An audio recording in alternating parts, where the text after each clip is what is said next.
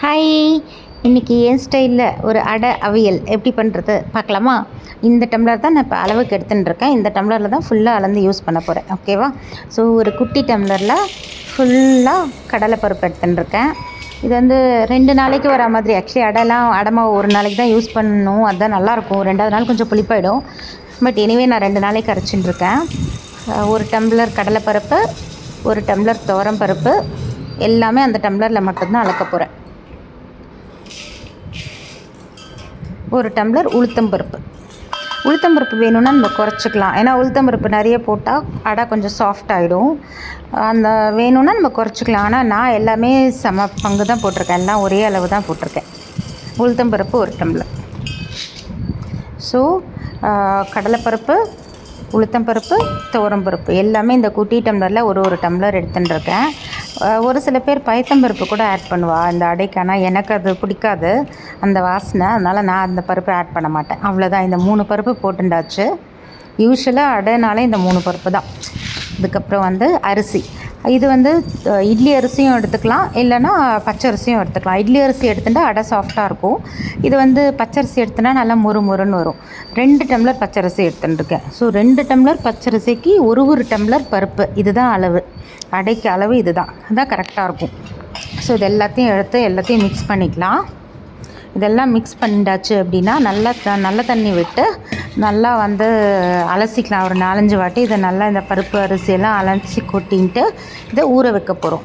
நான் வந்து ஒரு 3 to 4 hours இந்த அடைமாவை ஊற வைக்க போகிறேன். இந்த பருப்பை ஊற வைக்க போகிறேன். ஊற வச்சுட்டு மிக்சியில் நான் அரைக்க போகிறேன். கிரைண்டரில் அரைக்கணுன்னாலும் அரைச்சிக்கலாம். கொஞ்சம் நரன்னு அரைக்கணும், அவ்வளோதான். இப்போ நல்லா இந்த பருப்பெல்லாம் அலசிண்டாச்சு. இப்போ இதில் வந்து நல்லா ஃபுல்லாக தண்ணி கொட்டி இதுக்கு வந்து ரெஸ்ட் கொடுக்க போகிறோம். ஒரு 4 hours இதை ஊற வைக்க போகிறோம். அதுக்கு முன்னாடி இதில் என்னென்னலாம் போட்டு ஊற வைக்க போகிறேன் அப்படிங்கிறத பாருங்கள். ஒரு 1/2 டீஸ்பூன் சீரகம் போட்டுருக்கேன். என் காரத்துக்கு ஏற்ற மாதிரி காஞ்ச மிளகா போட்டுருக்கேன். கொஞ்சம் காரமாக தான் நான் அரைப்பேன். அடைமாவு நல்லாயிருக்கும். இப்போ தான் வாய்க்கு சாப்பிட்றதுக்கு அவியல் தொட்டுண்டு. அதனால் நான் கொஞ்சம் நிறையவே போட்டிருக்கேன் காஞ்ச மிளகா. அதுக்கப்புறம் கொஞ்சமாக கருவேப்பிலை, இஞ்சி, இது எல்லாத்தையும் இந்த தண்ணியிலே ஊற வச்சு ரெஸ்ட் கொடுத்து நம்ம எல்லாத்தையும் மாவாக அரைச்சிக்க போகிறோம். அவ்வளோதான். இது நல்லா ஊறட்டும். இது நான் வந்து மிக்சியில் அரைக்கிறதையும் இப்போ நான் உங்களுக்கு காட்டுறேன்.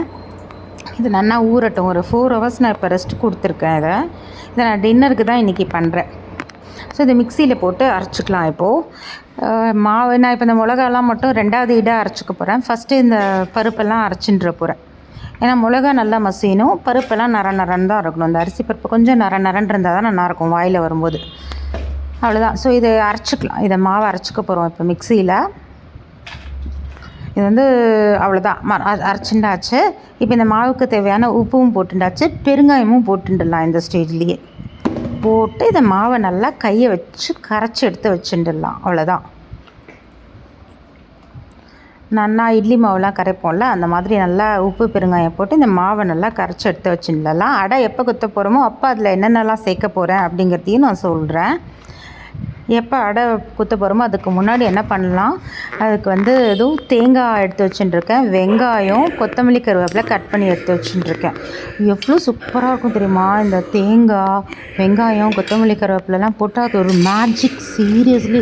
அதுவும் முருங்கைக்கீரை இருந்துட்டால் அவ்வளோதான். உலகத்தில் வேறு எதுவுமே வேண்டாம், சொல்லிட்டேன். அப்படி இருக்கும் இது சாப்பிட்றதுக்கு. ஆனால் என்கிட்ட இப்போ முருங்கைக்கீரை இல்லை. அதனால் நான் வெங்காயம், ஒரு சிலர் தேங்காய் மட்டும் போட்டு அடை குத்துவா, ஒரு சிலர் வந்து வெங்காயம் மட்டும் போட்டு குத்துவா. ஆனால் இது 2மே போட்டால் அவ்வளோ சூப்பராக இருக்கும்.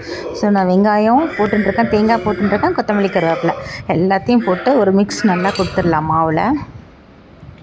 அவ்வளோதான். மாவு இப்போ ரெடி. இப்போ அவியல் பண்ணுறதுக்கு என்னென்ன காய்கறி எடுத்து வச்சுட்டுருக்கேன்னு பார்க்கலாம். என்கிட்ட என்னென்ன காய்கறி இருக்கோ எல்லாம் எடுத்துட்டுருக்கேன். நாட்டு காய்கறி எடுத்துட்டா ரொம்ப நல்லாயிருக்கும். உருளைக்கிழங்கு, அவரைக்காய், வெண்டைக்காய், அப்புறம் சக்கரவள்ளி கிழங்கு, கேரட், பீன்ஸு, மஞ்சள் பூசணிக்காய், வெள்ளை பூசணிக்காய் எல்லாமே எடுத்து வச்சுட்டுருக்கேன். எல்லாத்தையும் இப்போ கட் பண்ணி எடுத்துக்கலாம். அந்த கருணக்கிழங்கு ஒரு பீஸ் இருந்தது, வாழைக்காய் ஒரு பீஸ் இருந்தது. ஸோ எல்லாத்தையும் திக்காக இருக்கிற காய்கறியெலாம் தனியாக தட்டில் கட் பண்ணி எடுத்து வச்சுட்டேன். இந்த பச்சை காய்கறி இதெல்லாம் வந்து இன்னொரு இதில் கட் பண்ணி எடுத்து வச்சுட்டுருக்கேன். இதெல்லாம் கொஞ்சம் சீக்கிரமாக வெந்துடும். இது தனியாக எடுத்து வச்சுட்டுருக்கேன். அவ்வளோதான். காய்கறி கட் பண்ணுறது மட்டும்தான் அந்த அவியலுக்கு வேலை. மற்றபடி ரொம்ப ஈஸியாக சட்டுன்னு பண்ணிடலாம். அவியல் அவ்வளோ டேஸ்ட்டாக இருக்கும். ஸோ என்னோடய ஸ்டைல் நான் இப்படி தான் பண்ணுவேன். வாணலி வச்சுட்டு கொஞ்சமாக தேங்காய் எண்ணெய், அவியல் வந்து தேங்காய் எண்ணெயில் தான் பண்ணணும். என் பாட்டி காலத்துலலாம் அவியல் பண்ணும்போது தாளிக்கிறதுலாம் கிடையவே கிடையாது அவியலுக்கு. ஆனால் இப்போ இந்த சீரகம் தாளிக்கிறோம். நான் கொஞ்சமாக சீரகம் தாளிச்சுட்டு கருவேப்பிலையும் போட்டு தாளிச்சுட்டு இதை ஒரு வதக்கிட்டு என்ன பண்ண போகிறேன்னா, என்னென்ன காய்கறி இருக்கோ அது எல்லாத்தையும் போட்டு இந்த தேங்காய் எண்ணெயில் ஒரே ஒரு டாஸ் பண்ணுற மாதிரி அந்த எண்ணெய் வந்து இந்த காய்கறியிலெல்லாம் படுற மாதிரி ஒரு வதக்கிக்க போகிறோம், அவ்வளோதான். அதுக்கப்புறம் தண்ணி கொட்டி இதை நல்லா வேக வைக்க போகிறோம். அப்படி இது சப்போஸ் எனக்கு இது ரொம்ப டைம் எடுக்கிறது அப்படின்னா நீங்கள் எல்லாம் மொத்தமாக குக்கரில் கூட போட்டு அப்படியே வேக வச்சுக்கலாம். இந்த மாதிரி வதக்காமல் அப்படியே டேரெக்டாக குக்கரில் கூட நிறைய பேர் அவியல் பண்ணி நான் பார்த்துருக்கேன், காய்கறிலாம் தனியாக வேக வச்சுருந்து. நான் இப்போ கொஞ்சமாக பண்ணுறதுனால நான் இப்போ இப்படி இதிலே பண்ணிட்டேன். ஸோ எல்லா காய்கறியும் போட்டு அந்த எண்ணெய் படுற மாதிரி எல்லா காய்கறிலையும் படுற மாதிரி நல்லா ஒரு வதக்கிக்க போகிறேன்.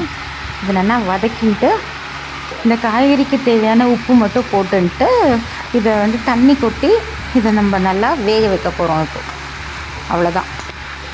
யூஸ்வலாக மஞ்சள் பூசணிக்காய் போட்டால் கலர் கொஞ்சம் மஞ்சளாகிடும். என்கிட்ட இருந்தது, அதனால நான் போட்டேன். ஸோ காய்கறிக்கு தேவையான உப்பு போட்டுன்ட்டு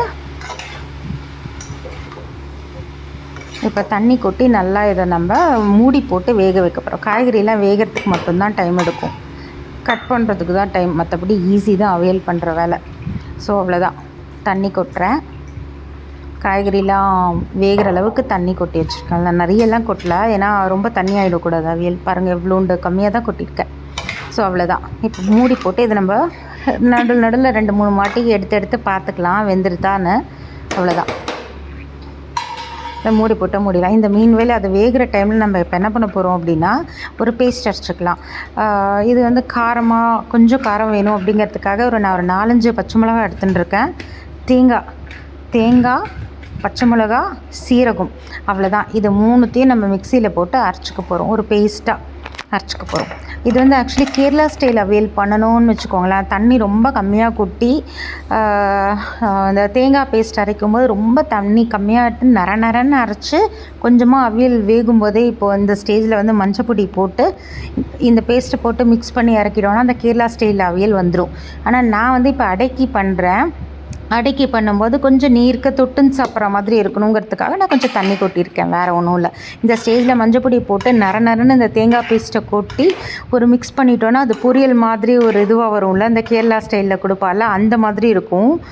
பட் எனக்கு கொஞ்சம் நீர்க்க வேணுங்கிறதுக்காக நான் நல்லா தேங்காய் பேஸ்ட் கொஞ்சம் தண்ணி விட்டு தான் அரைச்சிட்டுருக்கேன். ஸோ அதை அரைச்சிண்டாச்சில் இது நல்லா காய்கறி வெந்துருத்தான்னு பார்த்துக்கலாம். ஓரளவு நல்லா வெந்துருது. ஸோ இப்போ இந்த ஸ்டேஜில் அந்த தேங்காய் பேஸ்ட்டை ஆட் பண்ணிடலாம். வாணலியில் ஆட் பண்ணிவிட்டு நல்லா மிக்ஸ் பண்ணிடலாம். அது ரொம்பலாம் கொதிக்கணுன்ற அவசியம் இல்லை. அவ்வளோதான். இந்த தேங்காய் பேஸ்ட்டோட இந்த காய்கறியெல்லாம் நல்லா ஒரு மிக்ஸ் கொடுத்துட்டு கொஞ்சமாக நான் தண்ணியும் ஆட் பண்ணிட்டுருக்கேன். ஏன்னா இது கொஞ்சம் நீருக்கு இருந்தால் தான் எனக்கு தொட்டுன்னு சாப்பிட்ற மாதிரி இருக்கும் அடைக்குன்னு சொல்லிட்டு. இது ஆறுனதுக்கப்புறம் நம்ம தயிர் ஆட் பண்ணிட்டா போகிறோம். ஆறுனதுக்கப்புறம் ஆட் பண்ணிக்கலாம், இப்போ ஆட் பண்ண வேண்டாம். அதையும் காட்டுறேன். கொத்தமல்லி கருவேப்பிலை மேலே போட்டுண்டாச்சு. இப்போ தயிர் ஆட் பண்ண போகிறேன். நல்லா ஆறிடுத்து. நல்லா திக்காக தயிர் ஆட் பண்ணி நல்லா ஒரு மிக்ஸ் கொடுத்துட்டா அவியல் ரெடி ஆகிடுது. அவ்வளோதான். இப்போ அடை மாவு ரெடி பண்ணி வச்சுருக்கோம்ல, இப்போ கல் நல்லா சூடாகிடுது. அடை கொத்தலாம். மாவை பாருங்கள் எப்படி இருக்குதுன்னு சொல்லிட்டு. அப்படியே தங்கம் மாதிரி இருக்கும் இந்த அடை. முருங்கைக்கீரை இன்னும் போட்டால் இன்னும் கிளாஸாக இருக்கும். ஆனால் என்கிட்ட முருங்கைக்கீரை இல்லை, அதனால் நான் தேங்காய், கருவேப்பிலை, கொத்தமல்லி, வெங்காயம் இது மட்டும் தான் ஆட் பண்ணிட்டுருக்கேன். இப்போ வந்து கல் சூடாகிறதுக்காக தான் வெயிட்டிங். கல் சூடாகிட்டா இதை அடையாக கொத்திக்கலாம். அவ்வளோதான். எனக்கு வந்து அடை வந்து திக்காக இருந்தால் பிடிக்காது. எனக்கு நல்லா மெலீஸாக தான் இருக்கணும் அடை. என் பையனுக்குமே கொஞ்சம் நல்லா மெலீஸாக கொத்தினா தான் பிடிக்கும். அதனால் நல்லா மெலீஸாக அடை கொத்திக்கலாம். அவ்வளோதான். சூப்பரான அடை குத்தியாச்சு. இதுக்கு வந்து வெறும் வெல்லம் தொட்டுன்னு சாப்பிட்டா அவ்வளோ சூப்பராக இருக்கும். ஆனால் நான் இன்றைக்கி அவியல் பண்ணியிருக்கேன். பாருங்களேன் எப்படி இருக்குன்னு. அப்படி தங்கம் மாதிரி ஜொலிக்கிறான் பாருங்கள். 2 பக்கமும் தங்கம் மாதிரி ஜொலிப்பான். பாருங்களேன் அந்த கலரை பாருங்கள் எப்படி இருக்குதுன்னு சொல்லிட்டு. அதை வெறுமையாக சாப்பிட்லாம். இதுக்கு தொட்டுக்கவே எதுவுமே வேண்டாம். அவ்வளோதான். அடை ரெடி. நம்ம பண்ண அவியலும் ரெடியாக இருக்குது. இந்த காம்பினேஷனை அடிச்சிக்கவே முடியாது. அடையும் அவியலும் காம்பினேஷன் அட்டகாசமான காம்பினேஷன். அவ்வளோதான். இதை விட வாழ்க்கையில் வேறு என்ன வேணும் சொல்லுங்கள். சந்தோஷமாக சாப்பிட்லாம், சந்தோஷமாக இருக்கலாம். அவ்வளோதான். என் சேனல்